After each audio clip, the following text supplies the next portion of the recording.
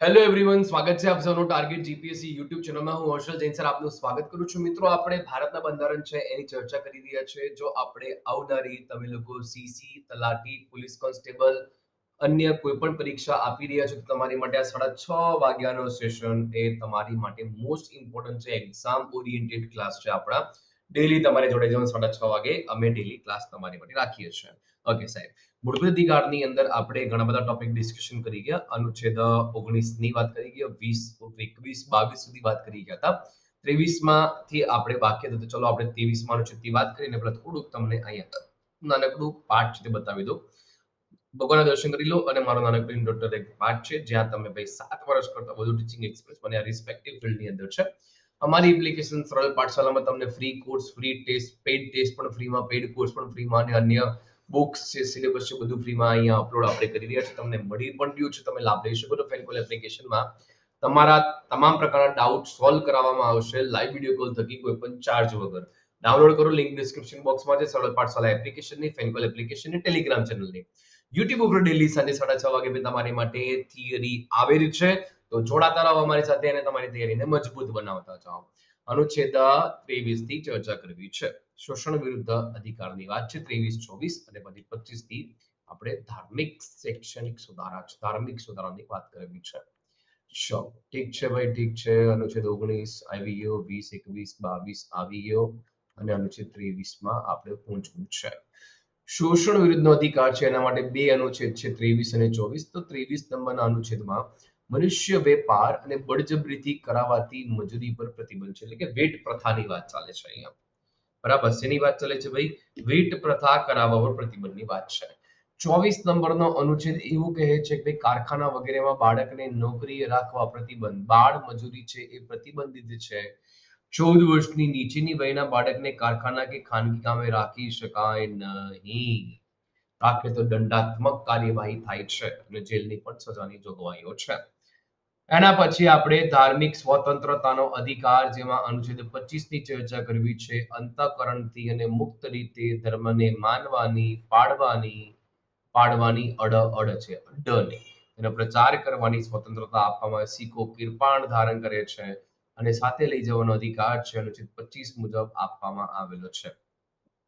4 કકાર રાખતા હોય છે એમની જોડે, એમાં એક કિરપાણ છે તે અનુચ્છેદ 25 મુજબ રાખતા હોય છે. અનુચ્છેદ 26 ની વાત કરવામાં આવે ભાઈ, તો ધાર્મિક બાબતનો વહીવટ કરવાની સ્વતંત્રતા. ધાર્મિક સંપ્રદાય પોતાના કર્મકાંડ કરવાની અને ઉત્સવની સ્વતંત્રતા ધરાવે છે. અનુચ્છેદ 27 શું કહે છે? કોઈ પણ ખાસ ધર્મની અભિવૃદ્ધિ માટે ભરવાના કર અંગેની જોગવાઈ. કોઈ પણ વ્યક્તિને એવા કર આપવા માટે ફરજ પાડવામાં આવશે નહીં કે જેની જમા રાશિથી કોઈ પણ વિશેષ ધર્મનો પોષણ થતો હોય. અનુચ્છેદ 27 ની વાત આપણે કરી ગયા. અનુચ્છેદ 28 માં વાત કરીએ. અમુક શિક્ષણ સંસ્થાઓમાં ધાર્મિક શિક્ષણ અને ધાર્મિક ઉપાસનામાં હાજરી અંગેની સ્વતંત્રતા. રાજ્યના નાણાં દ્વારા પૂર્ણ પોષિત કોઈ પણ શિક્ષણ સંસ્થામાં કોઈ પણ પ્રકારનું ધાર્મિક શિક્ષણ આપી શકાય નહીં. રાજ્ય દ્વારા માન્યતા પ્રાપ્ત અથવા રાજ્ય નાણાંની સહાય મળતી શિક્ષણ સંસ્થામાં શિક્ષણ લેતી વ્યક્તિ એવી સંસ્થામાં આવવા તથા ધાર્મિક શિક્ષણમાં ભાગ લેવાની અને ધાર્મિક ઉપાસનામાં હાજર રહેવાની ફરજ પાડી શકાય નહીં, કે તમારે આવું જ પડશે, તમારે ભણાવવું જ પડશે, તમારે આમ કરવું જ પડશે, એવી કોઈ પણ પ્રકારની જોગવાઈ રાખવામાં આવેલી નથી. ઓકે સાહેબ, ઠીક છે. શિક્ષણ, સાંસ્કૃતિક અને શૈક્ષણિક અધિકાર. અનુચ્છેદ 29 છે, એમાં લઘુમતીના હિતોનું રક્ષણની વાત છે. ભારતમાં રહેતા કોઈ પણ નાગરિકને પોતાની અલગ ભાષા, લિપિ અથવા સંસ્કૃતિને જાળવી રાખવાનો અધિકાર છે. ભારતમાં કોઈ પણ નાગરિકને રાજ્ય સંપૂર્ણ પોષિત શાળામાંથી સહાય મળતી કોઈ પણ શિક્ષણ સંસ્થામાં ફક્ત ધર્મ, જાતિ, જ્ઞાતિ, ભાષાને એમાં કોઈ પણ પ્રકારના કારણે પ્રવેશ આપવાનો ઇનકાર કરશે નહીં. બરાબર, યસ, ઓકે, ઠીક છે. અનુચ્છેદ 30 એવું કહે છે કે લઘુમતી શિક્ષણ સંસ્થા સ્થાપવાનો તેનો વહીવટ કરવાનો અધિકાર. ધર્મ કે ભાષા આધારિત તમામ લઘુમતીને પોતાની શિક્ષણ સંસ્થા સ્થાપવાનો તેમજ વહીવટ કરવાનો અધિકાર રહેશે. ઓકે સાહેબ, નેક્સ્ટ છે બંધારણીય એલાજનો અધિકાર, ધેટ ઇઝ અનુચ્છેદ 32. અનુચ્છેદ 32 ને બાબા સાહેબ આંબેડકરજી છે એને બંધારણનો આત્મા કહ્યો છે. આ ભાગમાં મૂળભૂત અધિકારને અમલીકરણ કરવા માટે સર્વોચ્ચ ન્યાયાલયમાં જવાનો અધિકાર આપવામાં, સુપ્રીમ કોર્ટમાં જઈને તમે દાદ માંગી શકો. સુપ્રીમ કોર્ટ કોઈ પણ પ્રકારના મૂળભૂત અધિકારના સંબંધમાં આદેશ અથવા હુકમ કરવાની સત્તા સુપ્રીમ કોર્ટને રહેશે.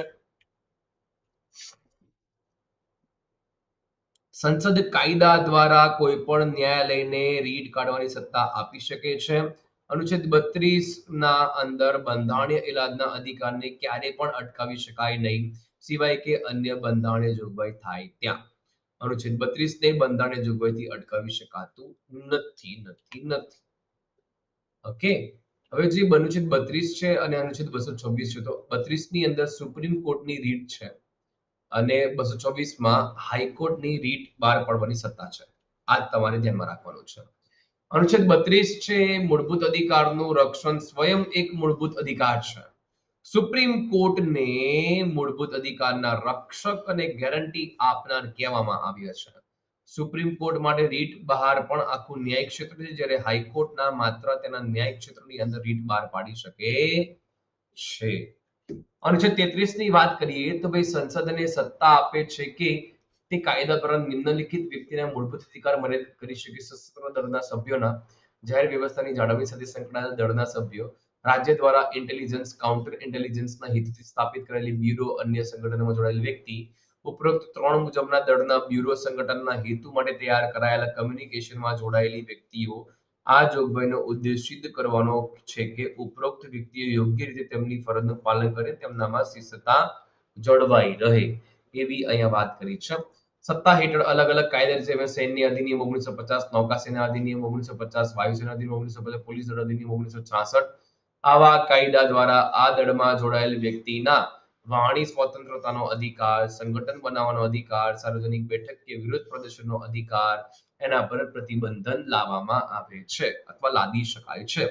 અનુચ્છેદ 32 હેઠળ સંસદ દ્વારા બનાવવામાં આવતા કાયદા કે જે મૂળભૂત અધિકારને લાગુ કરવા સંબંધમાં છે, કોર્ટ માર્શલને સુપ્રીમ કોર્ટ કે હાઈકોર્ટમાં પડકારી શકાય નહીં. કોર્ટ માર્શલ આપણે લીધું છે બ્રિટનમાંથી. ન્યાયાલયના ન્યાય અધિકાર ક્ષેત્રમાં કોર્ટ માર્શલ આવતું નથી. બરાબર, આપણે ધ્યાનમાં રાખવાનું છે. તેના બાદ વાત કરીએ આપણે આગળ તરફ. સંસદને સત્તા આપે છે અનુચ્છેદ 34 કે કાયદા દ્વારા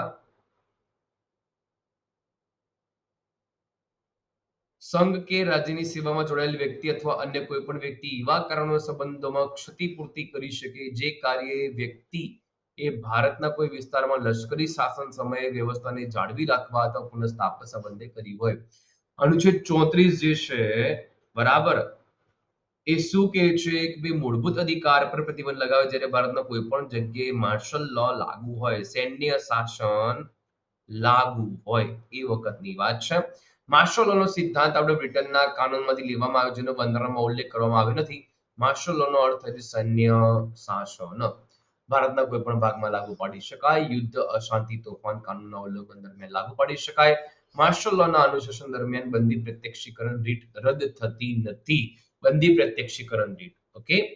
અનુચ્છેદ 35 છે, ચોક્કસ મૂળભૂત અધિકાર ક્ષેત્ર સંબંધિત કાયદો બનાવવાની સત્તા માત્ર ને માત્ર સંસદને આપેલી છે. અનુચ્છેદ 16 હેઠળ હોય, બરાબર, તો ભાઈ એમને સત્તા આપી છે. અનુચ્છેદ 32 હેઠળ તો સંસદને સત્તા અપાય છે. અનુચ્છેદ 33 હેઠળ સંસદને સત્તા અપાય છે. અનુચ્છેદ 34 હેઠળ સંસદને અધિકાર અપાય છે, મૂળભૂત અધિકાર પર નિયંત્રણ લાદી શકે છે. ઉપરોક્ત અનુચ્છેદ 35 જોગવાઈ આપે છે કે ભાઈ આ ભાગમાં જે બાબતો ગુનાઓ તરીકે જાહેર કરી છે તેમના માટે શિક્ષા કે દંડની જોગવાઈ કરતાના કાયદા ફક્ત સંસદ જ ઘડી શકે. અનુચ્છેદ 27, 17 અને 23 પણ આની અંદર ઇન્ક્લુઝનમાં આવે. બંધારણીય રીત આપણે આ સેશનમાં ડિસ્કસ નથી કરતા. બંધારણીય રીત છે આપણે અલગ સેશન એટલે આના પછીના ક્લાસમાં ડિસ્કસ કરીશું. આઈ હોપ તમને બધા મિત્રોને ક્લિયર હશે એવી આશા રાખું છું. વધુમાં વધુ મિત્રો સુધી શેર કરો, આપણી યુટ્યુબ ચેનલ સબસ્ક્રાઇબ કરો. રોજ સાંજે 6:30 વાગે તમારે આપણે આ ક્લાસ જોવા માટે આવી જવાનું છે.